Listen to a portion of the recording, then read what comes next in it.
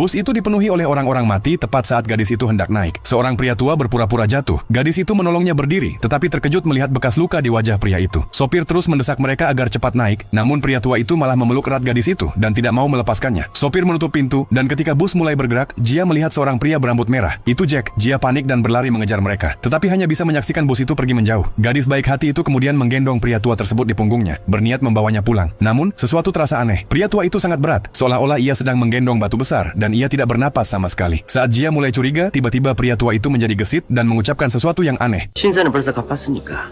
네?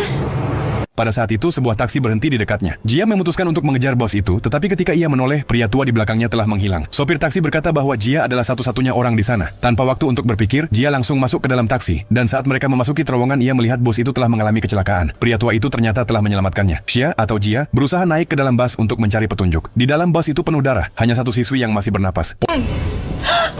Polisi segera datang dan menghitung jumlah penumpang, tetapi ternyata satu orang hilang. Untuk mencari kebenaran, Jia membawa siswi itu pulang agar bisa pulih. Jia kemudian bertanya apa yang sebenarnya terjadi. Gadis itu berkata bahwa begitu mereka memasuki terowongan, pria berambut merah itu menyerang, membunuh sopir dan para penumpang seketika. Namun kenyataannya, dialah yang membunuh semua orang di bus itu. Jia merasa ada yang tidak beres. Ia berdiri dan tanpa sengaja menjatuhkan gelas. Saat memungut pecahannya, ia menekan pecahan itu ke leher gadis tersebut. Ternyata Jia sudah curiga sejak awal. Semua orang di bus itu tewas dalam kecelakaan, tetapi gadis ini tidak memiliki setetes darah pun di tubuhnya. Selain itu, Jia sudah memeriksa. Rumah gadis itu berada di arah yang berlawanan dari halte bus. Menyadari penyamarannya terbongkar, gadis itu berhenti berpura-pura. Tepat di depan mata Xia, ia berubah menjadi seorang pria.